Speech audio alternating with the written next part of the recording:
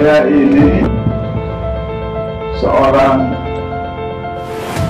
hamba Allah yang lahir di Jakarta dan mempunyai kuat darah orang Betawi. Saya lahir tanggal 6 Juli 1931. Sejak usia waktu masih di SD 12 tahun, saya dididik oleh seorang kakek. Kakek saya berasal dari orang tua di Cisuta. Beliau adalah wakil penghulu Tanjung Priok dari Nahdlatul Ulama. Saya mendapat pendidikan yang dibina sebetulnya di pencaksilat itu bukan namanya main pukulan, tapi sebetulnya isinya itu bagaimana kita dididik akhlak kita. Yang dalam bahasa aslinya dikatakan how to become a noble man. Jadi saya dididik ditata akhlak saya.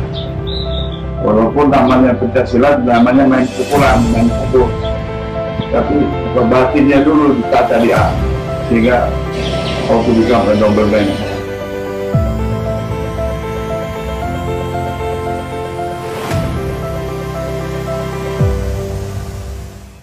Assalamualaikum warahmatullahi wabarakatuh.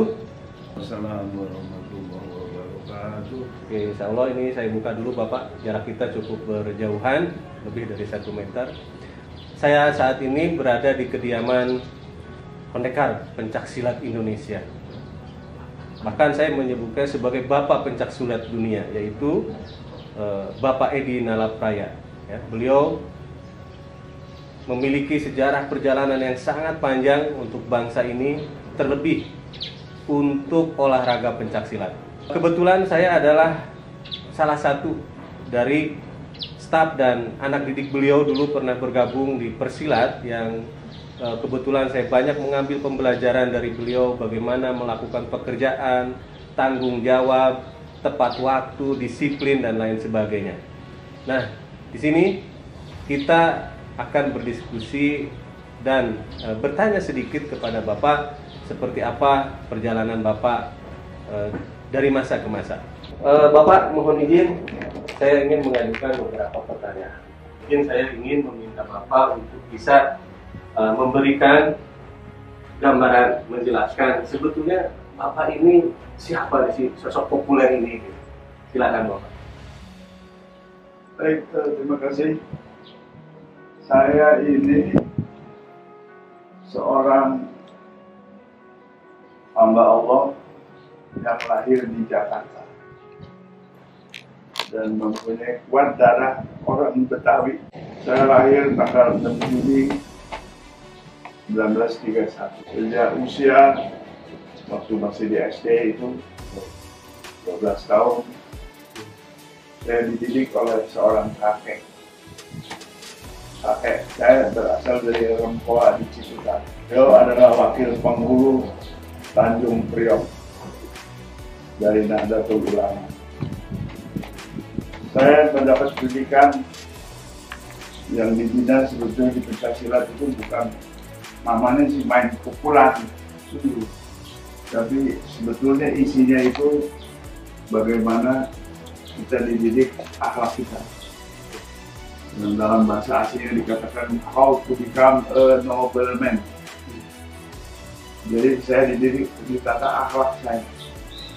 Walaupun namanya pencaksilat, namanya main pukulan, main pukul, tapi batinnya dulu ditata di akhlak, sehingga how to become a noble man. Nah, dari perjalanan Pak, sebelum Bapak memang mengenal, kemudian mencintai, benar-benar terus membawa pencaksilat sampai populer, tapi saya ingin menarik ke belakang sedikit. Sebetulnya karir Bapak itu dulu perjalanannya seperti apa, Pak? Baik, saya bersekolah di Jakarta itu masuk pendidikan yang bukan biasanya orang-orang Betawi sekolah. Saya dimasukkan oleh ayah saya, namanya Christeleke Hollands and Senior School. Jadi sekolah Kristen. Sampai kelas 4 begitu Jepang datang, sekolah tutup, jadi saya bisa berbahasa Belanda. Itu jarang orang Betawi yang bersekolah sampai sekian jauh, tapi karena ayah saya ingin saya mendapat pengetahuan yang lebih baik lagi dari sekolah biasa. Kemudian zaman revolusi, saya baru umur menjelang 15 tahun, saya sempat hadir di lapangan Ikada. Di mana itu Pak, lapangan Ikada ya? Monas. Oh, dulu Monas itu Ikada Pak? Itu berkumpul pejuang-pejuang kita di bawah todongan tentara Jepang. Nah, kemudian saya ikut-ikut BKR, Badan Keamanan Rakyat. Kebetulan saya tinggal di Kuitang. Di Kuitang itu dekat sama Batalion 10 Belanda. Jadi kita kalau malam tuh siap siaga, jangan sampai ada Belanda nyerang ke kampung kita.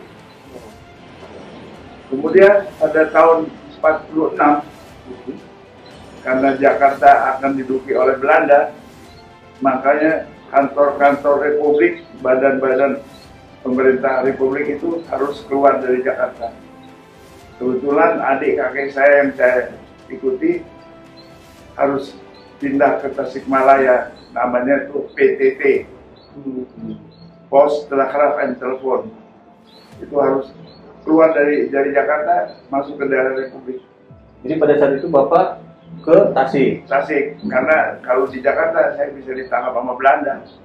Karena pemuda itu dulu pakai PC TNI, pakai merah putih, kan tidak disuruh oleh Belanda. Jadi ikut sama adiknya kakek ngungsi ke Tasikmalaya. Di sana saya sekolah SMP. Pada tanggal 17 Agustus 1947 mulai aksi militer Belanda yang pertama. 47.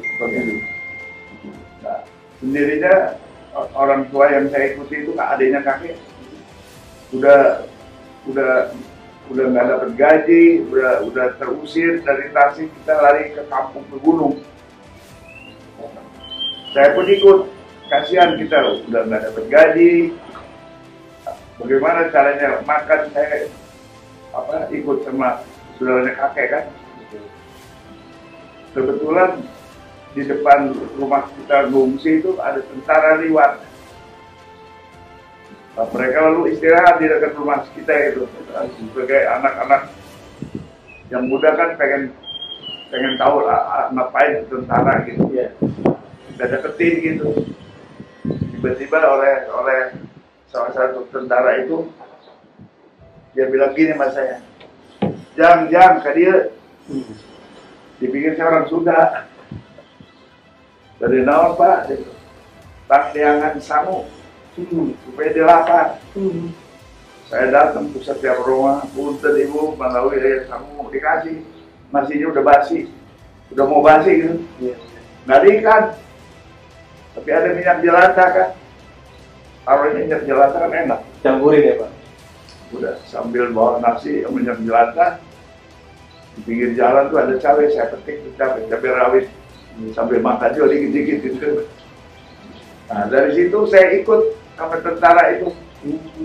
Ternyata yang mimpin tentara itu namanya Detasmen Garuda Putih. Garuda Putih. Jadi kan habis diserang Belanda kan bubar. Garuda Putih yang mimpin Kapten Burda. Siapa itu Kapten Burda? Ayahnya Oma Irama. Oh. Jadi ayahnya Roma Irama itu berarti dulu angkatan Pak, tentara pejuang. Kapten Burda. Cakep orang dari Belanda. Saya paling disayang oleh beliau. Kalau pertempuran saya nggak boleh di samping, harus belakang dia aja. Bahkan saya kalau masih ingat Oma Irama itu suka saya gendong-gendong. Kadang-kadang dia kecil saya juga gitu. Nanti insya Allah ulang tahun saya yang ke-90 pada tanggal 5 insya Allah dia mau datang. Insya Allah Pak, amin. Nah, setelah itu saya bergabung sama Detasmen Garuda Putih supaya saya nggak jadi beban orang tua untuk makan kan. Ya. Ikut bawa peluru, sampai kita latihan nembak. Itu berarti usia SMP apa SMA itu Pak? SMP ya? Ya sekitar kelas 3-an gitu, kelas 3. Masih muda sekali. Kemudian di situ saya mulai ikut bergabung, lalu akhirnya saya dilatih menembak. Tugas kita menghadang tentara Belanda yang dari Tasik mau ke Singaparna gitu. Ada di antara namanya Gunung Kacapi. Gunung Kacapi. Itu pertempuran pertama saya dengan Belanda di situ. Di situ di Gunung Kacapi itu. Dua orang teman saya gugur. Sersan Mayor Sunario, dia punya senjata macet, dia perlu dia tembak. Kalau yang satu lagi, dia suka menanam bom batok. Jadi jalan raya. Dia untuk ranjau. Jadi kita gali lubang, kita taruh bomnya, lalu kita tutupi sama kotoran kerbau. Seolah-olah kotoran kerbau yang lewat jalan gitu. Kira-kira dari sini sampai rumah situ tuh pakai kawat. Gitu mobil lewat, kita tarik. Ceker baru kita nembak. Itu yang masangnya Letnan Lufian. Dia yang masang sendiri. Saya hanya gali lubang. Sore-sore jam 5 dia lewat situ lupa. Kesandung tuh kawat. Terbang dia 3 kali. Itu. Nah, baru 15 menit pertempuran mulai keluar Mustang bro. Tentara pesawat udara Mustang namanya itu. Yang tukang memburu kita dia. Udah nembak dia. Pelari gitu. Tahu saking takutnya dengan tembakan 12,7 terus. Pakai dom-dom begitu nembak dari bunyi di bawah bunyi lagi. Pakai pesawat tuh? Iya, 15 menit udah ada pesawat terbang yang membekak. Namanya Mustang. Mustang itu kapal pemburu. Nah, di situ saya ditanya sama orang, lu nggak takut? Saya bilang, gue sambil lari, saking takutnya, sampai gue buang air besar, buang air kecil. Nggak kuat, takut sih. Dari situ, akhirnya kan kita kan ini ceasefire sama Belanda, Renville. Nah, jadi disepakati tentara yang ada di Jawa Barat itu harus ke Jogja. Itu perjanjian dengan Belanda. Kita diangkutin, dikasih kapal, dikasih kereta api. Dan begitu perlu diingat. Semuanya tentara di Jogja, kecuali yang tinggal itu sebelah. Bukan tentara ya. Iya betul. Berarti dari Jawa Barat ditarik ke Jogja. Nah, saya oleh komandan, lu gak usah ikut ke Jogja. Lu bawa keluarga pulang ke Jakarta. Saya yang bawa tuh jalan kaki dari Tasik melalui Galunggung sampai nyasar sampai ke Sumedang. Jalan kaki ke gunung. Bawa keluarga itu ada 1 orang anak kecil. Itu perjalanan nggak pakai kompas, jadi nyasar. Turun dari misalnya ini kampung gitu. Ini hutan. Hutan dari sana tahu ada kampung gitu. Tapi bukan hanya kampung, ada pertahanan Belanda di situ.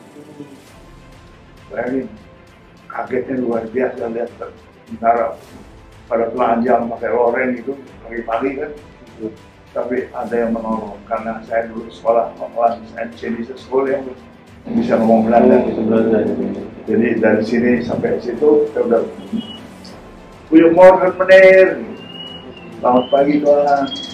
Senang nggak orang Belanda? Ada suara bahasa jadi di gunung gitu ya. Betul. Jadi Rasa ini. Betul. Saya dikasih makan roti, boleh pinjam truk lagi diangkut sama truk.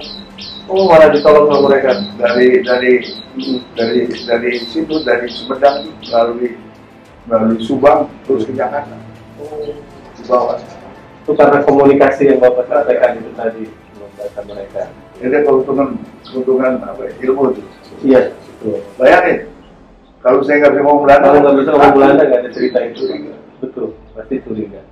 Nah, akhirnya saya bergabung lagi sama tentara yang dulu dari Jogja kan udah pulang lagi kemari. Saya gabung lagi gitu, gabung lagi. Kita ditanya sama komandan saya, Kapten Belenggur, kamu mau masuk tentara apa mau sekolah lagi? Karena yang dari tentara pelajar itu semuanya ada 40 gitu ya. Itu satu-satu mau sekolah dibiayai, tamat SMA, belum tamat SMA kita kan, atau mau jadi tentara. Kalau jadi tentara, angkatnya apa? Semua tentara pelajar itu dikasih apa? Saya bilang Pak Belenggur sama saya itu senang sekali kalau kemana-mana saya diajak-ajak. Saya menolak jadi kopral, nggak mau kalau kopral. Akhirnya saya dapat sersan. Jadi Bapak melanjutkan sekolah dulu, baru dari sersan itu, karena kan belum sekolah. Saya tahun 51 sekolah administrasi Bintara di Surabaya. Untuk mengejar supaya saya punya pendidikan. Ya. Nah, baru dari itu tahun 57 saya lulus Capan. Dari 55 2 tahun sekolah sampai jadi pembentukan tahun perwira. Tahun 58 saya letnan 2. 58 letnan 2. Nah, baru terus 8 sampai akhirnya mayor jenderal. Itu pun harusnya saya bukan mayor jenderal, harusnya letnan jenderal. Harusnya letnan jenderal. Karena apa? Karena tahun 84 saya jadi ditugaskan jadi wakil gubernur. Jadi harus saya berhenti jadi tentara kan.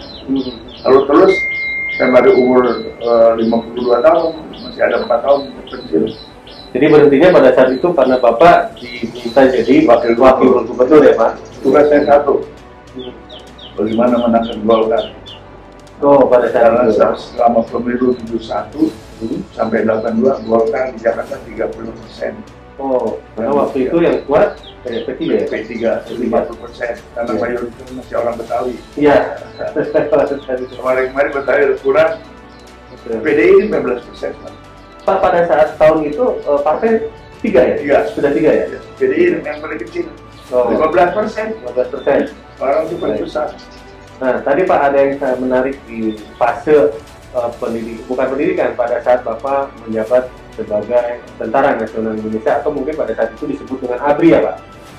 Nah, kesan ataupun pengalaman menarik apa sih Pak pada masa fase itu, pada saat menjadi Bapak menjadi ABRI? Begini, ABRI kan naiknya karena 30 PKI. Iya. Jadi masyarakat itu sangat percaya sama TNI. Jadi saat itu pimpinan kan nggak jelas. Dari partai politik kan nggak jelas. Jadi ABRI ada 2 fungsi ABRI. Bisa jadi ketua DPR, bisa jadi apa. Waktu diperlukan. Kalau nggak hilang karena yang menonjol itu kan 30 PKI. Kalau nggak ada ABRI kan lain. Itu kita percayaan. Hanya mungkin setelah reformasi baru kita bisa. Buktinya lebih positif zaman ABRI duduk di pemerintahan apa enggak? Nah sekarang malah tentara tidak ada fungsinya. Iya. Nah, terus pada saat Bapak sudah berkarir di TNI ataupun di ABRI dengan karir yang sangat gemilang sampai bahkan bisa mencapai wakil gubernur. Nah ini yang fase terakhir nih Pak. Bapak kemudian masuk ke pencaksilat. Nah, ini sebetulnya sejarah awalnya kenapa sih Bapak kok bisa tertarik, kemudian sampai sekarang bahkan Bapak dijuluki sebagai Bapak pencaksilat dunia katanya. Apa sebetulnya yang melatar belakangi itu Pak?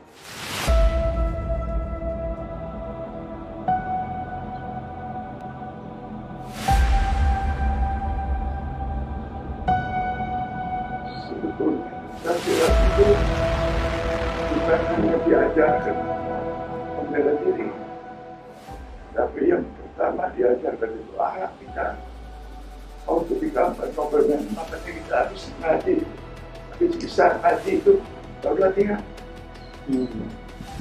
Jadi dibagi jadi isi. Alhamdulillah saya jabatan macam-macam, terlibat sama hukum. Iya. Terbukti sampai saat ini Bapak masih Saya bermanfaat. kasih contoh ya, tapi nggak boleh. Saudara, saya waktu jadi kasdam tahun 80, orang kedua di Kodam ya, ada bawahan saya, kepala pionir, datang ke saya, bawa uang, jumlahnya besar. Tahun 80, uang itu nilainya kalau mau beli 2 Mercedes baru bisa. Besar kan? Luar biasa besar ya Bapak. Dia datang ke saya, Pak, ini uang Bapak pegang untuk utang diskon. Memang saya perlu uang kan? Mana-mana. Tapi prosedurnya salah, ini dari bawah. Kalau bawah itu suap. Ya. Saya bilang, kamu udah lapor sama Panglima. Belum, lapor dulu. Nanti kalau Panglima bilang, saya pegang, baru saya terima. Kalau dari bawah saya nggak ada dasar hukum. Udah. Saya nggak peduli, saya nggak tanya lagi. Setahun kemudian, dengar orang-orang yang menerima uang saat itu ditangkap semua. Periksa, polisi militer, pengadilan, percaya. Jadi itulah salah satu aspek pencaksilat yang Bapak hayati betul-betul yang Artinya, setelah mereka ditangkap tuh, orang kan juga heran. Masa orang keduanya nggak tersangkut? Ya kan? Tapi karena kita berbuat kebaikan, yang jauh Allah. Langsung saya naik pangkat bintang 2, karena saya pindah jadi askar antar. Jadi lu mau ngomong apa, gua hanya gini aja. Ya kan? Satu. Kedua, pangkat saya kapten di Kodam Siliwangi. Ajudan Panglima kan hebat. ya. Semua asisten kalau mau ke Panglima kan ke saya. Nanya, gimana? Bagusnya kalau ngadep nih, kalau lagi mendung jangan gitu. Jadi orang pada perlu saya kan? Ya betul. Asrop tuh asisten logistik datang ke saya. Kan lu mau jibdem nggak? Baru mau dong. Jibdem itu ada dapat suratnya kita jual udah duit. Ya kan, terlalu dipakai. Tapi mobil itu dipakai oleh bawahan saya.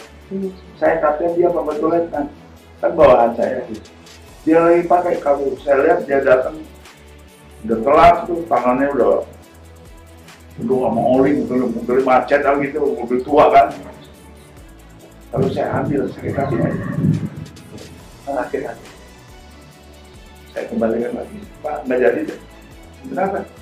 Nggak enak Pak, nanti orang itu sakit hati. Nah, tahu, itu hati sama Tuhan. Ya, saya terus pindah ke Jakarta, dapat Toyota Cakra Birawa. Kalian harus jaga Pak Harto. Baru Toyota baru, Banten tuh. Luar biasa itu buat lurus jalan yang Bapak ambil, Ya kan? Ketiga, menuju ke Bandung ada Geger Kalong, ya. rumah tentara. Tapi itu dibangun untuk mayor sampai kolonel. Saya kapten nggak boleh, tapi kena ajudan Bandung nggak dapat. Situ. Setelah sekian tahun, saya harus pindah ke Jakarta. Biasanya over VB namanya. Kunci you serahkan sama you bayar gitu. Ya. Itu kalau saya terima uang itu uang haram. Karena saya nggak punya hak atas uang itu, hanya numpang saya. Ke rumah dia kan? Saya nggak cari duit. Saya kunci, mau berangkat saya lapor sama Asrop. Pak, ini kunci saya kembalikan balik.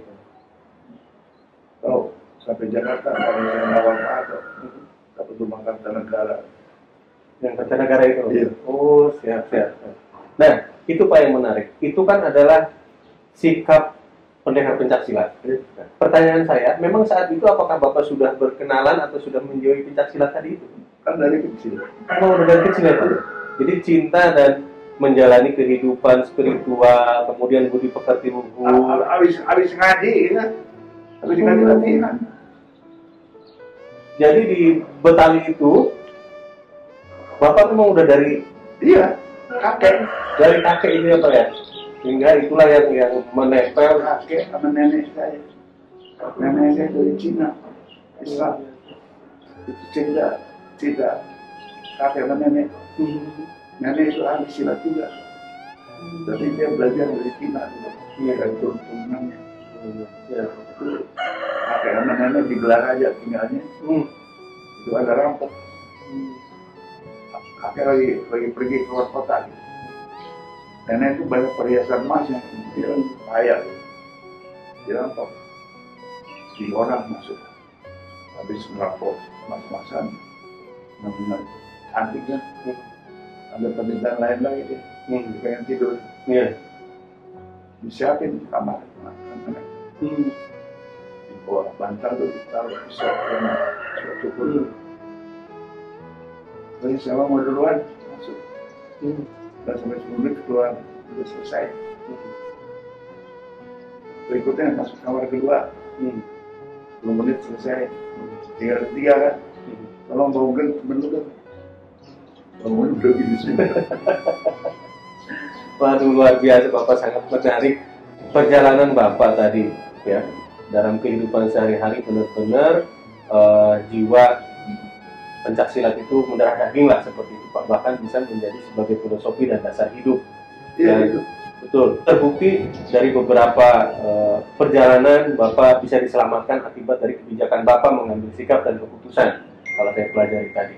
Nah, kemudian sekarang berikutnya Pak, kan sebetulnya kalau kita berbicara pengabdian, kemudian berbicara kita melayani dan lain sebagainya, manusia ya Pak, manusiawi sekali biasanya suka ada rasa jenuh, ada rasa capek dan lain sebagainya. Nah kami ini melihat, kenapa saya bicara kami? Karena sebetulnya yang memperhatikan Bapak itu banyak.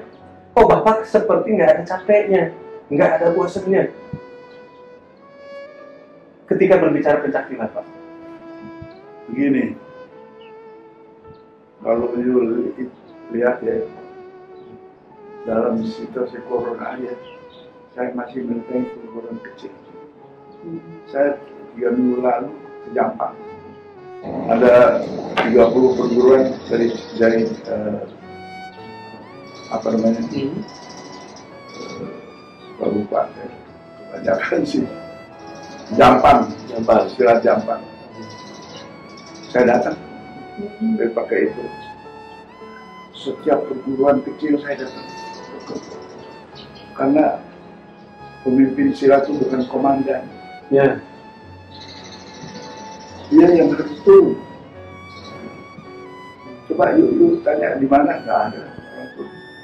Saya turun.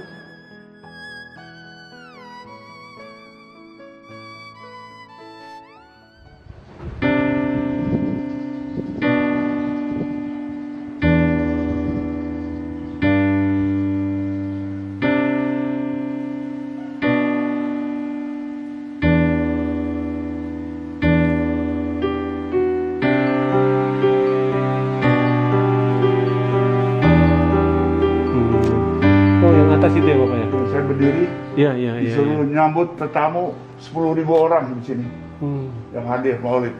Itu lalu Umar tengah. Pencaksilat dengan itu masih juri Belanda di sini. Ini itu datang ke rumah saya di Australia. Iya Bapak. Anak saya sekarang sudah umur 40 tahun. Ini yang besarkan saya. Ini kamar ini. Ya angkatan 73 gitu. Angkatan. Lulusan Akademi Militer tahun 73 lulus angkatan. Prabowo 74 nggak naik 1 tahun dia. Wiranto 68. Edi Sudrajat tahun 60 yang pertama. Edi Nopraya tidak ada angkatan karena saya bukan dari Akabri, tapi bisa jadi jenderal. Yang Akabri aja lulusan Yudhoyono yang bisa jadi jenderal hanya 28%.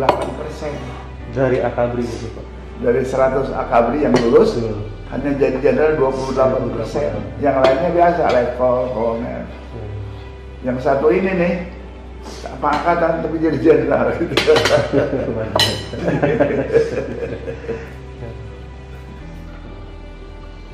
Jadi kemarin nelpon ya, mau kemari ya? Iya Bapak. Saya lupa tuh.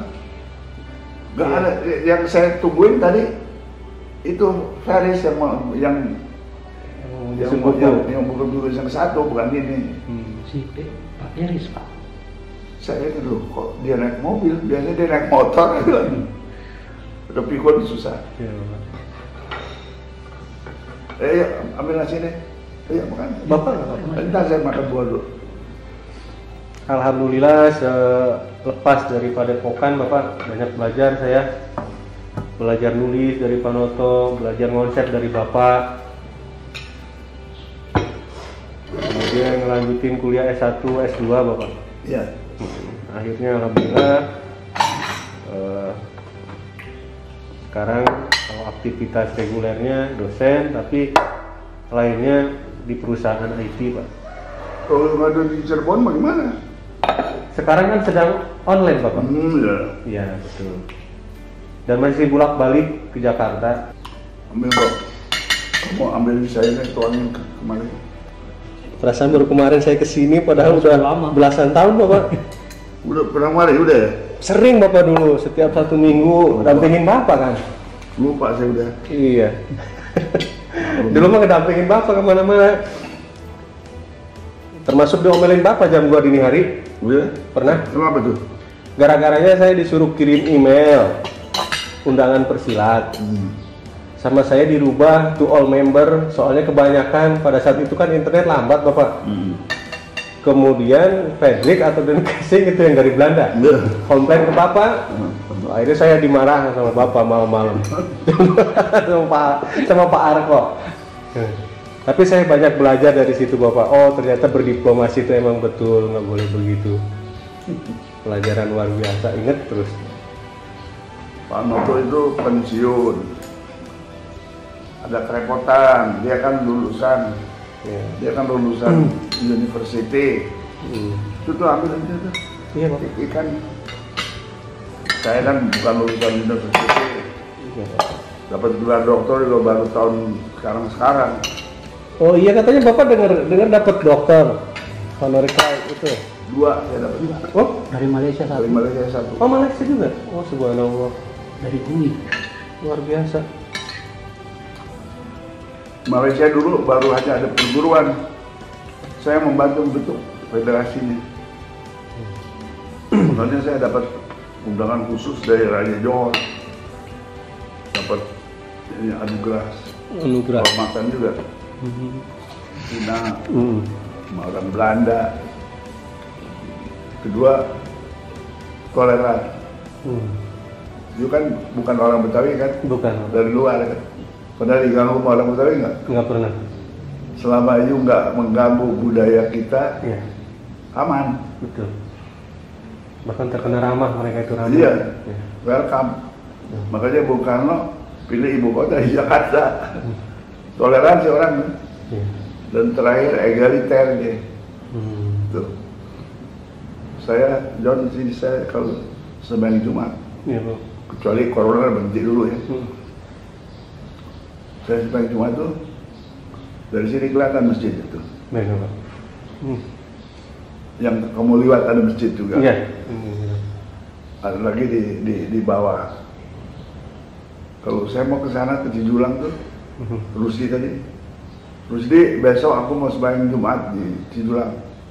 Siapin makanan, kita bawa makanan untuk 10 orang. Langsung pakai tempat. Habis sembahyang kita kumpul tuh di pelataran masjid, kita undang tuh imam, perabot masjid, yang begitu hidup saya. Bulan puasa ngirim makan ke masjid-masjid. 30 orang makan, bener. Ada masjid yang nggak dikasih makan tapi kirimin kolak gitu aja, rutin udah. Kan itu yang diharapkan. Betul. Dari kita kan bersedekah. Iya betul. Duit pun nggak ada habisnya. Iya Pak, betul betul. Tapi Ini UNESCO, saya waktu membangun 40 negara tuh, Kan ada foto-fotonya.